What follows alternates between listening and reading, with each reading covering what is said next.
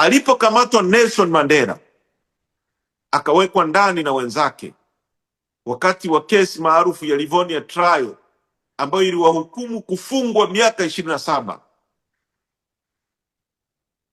Mara ya kwanza dhamira na nia ya serikali ya kikaburu, serikali dhalimu kama iliyoko Tanzania, ilikuwa ni kuwanyonga wakina Nelson Mandela. Lakini kwa jinsi ambavyo watu wa Afrika Kusini walisema Mandela amekamatwa kwa ajili yetu, wakajitokeza kwa wingi, wakafanya kampeni kubwa ndani na nje ya nchi. Makaburu walilazimika kubadilisha kutoka kuhukumu ya kunyonga wakina Mandela wakawafunga maisha. Lakini kampeni ilipokuwa kubwa zaidi, kiu ya Waafrika Kusini na watu wa dunia hii wanaopenda haki walipopiga kelele zaidi, wakina Mandela badala ya kufungwa maisha na kufia gerezani walitoka baada ya miaka 27 na wakaikomboa Afrika Kusini. Jambo langu kwako wewe kijana unayetuona, unayedai kwamba unatuunga mkono, sio kusemea chini chini.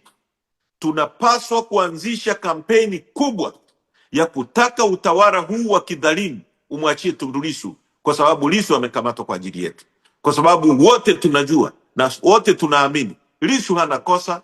Lissu sio mkosaji.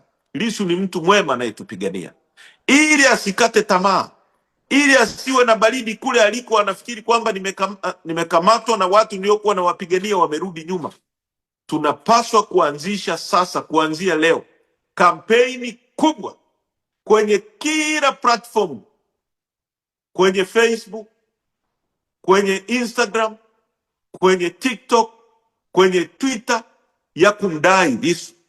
Wale mlioko nje ya nchi mnaotusikiliza, diasporas wetu, tembeleeni kila ofisi kwenye kila nchi ulioko kudai immediate release ya Tundu Lissu bila masharti. Watu wetu wa diaspora, mfanye kama walivyofanya watu wa diaspora waliokuwepo wa Afrika Kusini wakati ule. Vijana wetu mlioko ndani ya nchi, vaeni t-shirt zenye jumbe za kutaka utawala dhalimu mwachie Tundu Lissu.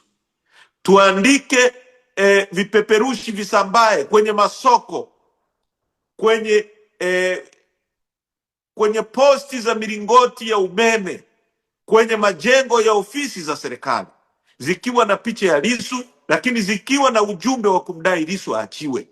Sasa tunataka tuanze kampeni kubwa ya kuwaunganisha Watanzania, na hatua nyingine ya pili tutakayoenda, kama hawatatusikiliza, hatutaendelea kukaa kimya na kunyamaza na kulia. Tutaitisha maandamano makubwa kwa nchi nzima ya kutaka sasa utawala dhalimu usikie na umwachie Tundu Lissu. Mwaka mzima umepita, hatuwezi tena kuendelea kukaa kimya, kuwataka wao kwa huruma yao waone mpaka lini watakapoamua kwa furaha yao kumwachia Lissu. Tutakwenda hatua ya pili, na sisi chama tunataka kwa kuanza hiyo kampeni ya kwenye platform zote iwe kubwa ya kutosha, ili kuwapa awareness wa Tanzania. Na sisi baada ya vikao ambavyo tutaitisha, mtatangaziwa, tutasema neno ni lini na ni vipi tunaanza kuwashinikiza ili wamwachie Tundu Lissu.